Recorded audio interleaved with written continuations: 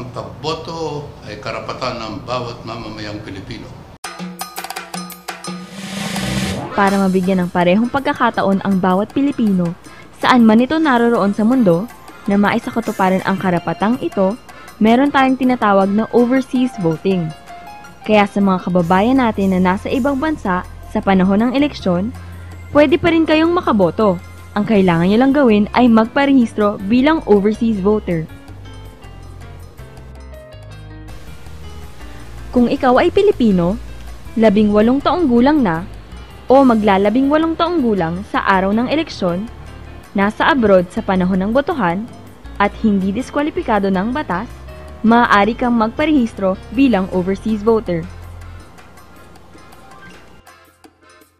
Pwede kayong magparehistro sa post o embahada, konsulado ng Pilipinas o iba pang foreign establishments at government agencies sa bansa na inyong kinaroroonan.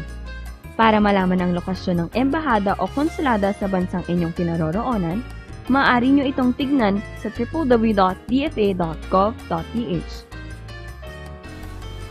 Kung kayo ay nasa Pilipinas, mayroon ding mga registration centers para sa overseas voter sa mga sumusunod na opisina.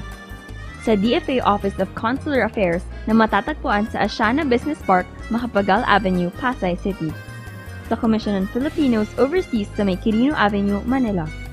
Sa Overseas Worker Welfare Administration Office or OWA sa May Moralia Street, Intramuros, Manila. Sa Philippine Overseas Employment Administration o POEA sa May Ortigas Avenue, Mandaluyong City. Sa Ninoy Aquino International Airport o NAIA Terminal 1 sa Pasay City. At sa COMELEC Office for Overseas Voting na matatagpuan sa Palacio del Gobernador, Intramuros, Manila. Para makapagparehistro, kailangan ninyong ipakita ang inyong Philippine passport. Kung walang passport, pwedeng ipakita ang certification mula sa DFA na kayo ay nagsumite ng mga dokumento at may issuehan ng passport o di kaya ay certification na kayo ay nagmamay-ari ng passport. Ngunit hindi ito maipakita dahil sa katanggap-tanggap na kadahilanan. Para naman sa mga nag-avail ng Citizenship Retention and Acquisition Act, kailangan din nilang ipakita ang certified true copy ng kanilang Order of Approval o Identification Certificates na in-issue ng Post o Bureau of Immigration. Para sa mga seafarers, kailangan naman nilang isumite ang photocopy ng kanilang seaman's book. Para makapagparehistro, pumunta sa post o sa mga nabanggit na registration centers sa bansa.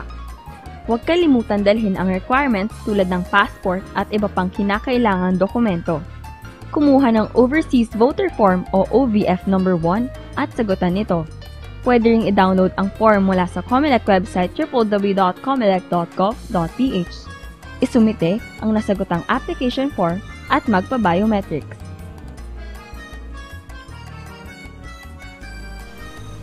Huwag natin sayangin ang karapatan na magkaroon ng boses kung sino ang dapat mamuno sa ating bayan.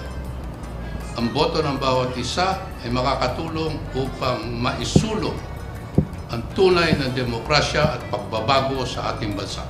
Maging overseas voter, saan man kayo naroroon, kasama pa rin kayo sa pagdidesisyon. Para sa karagdagang impormasyon, tumawag sa Office for Overseas Voting sa telephone numbers 522-2251 o 521-2952 o mag-log on sa www.comelec.gov.ph o sa www.dfa-oavs.gov.ph.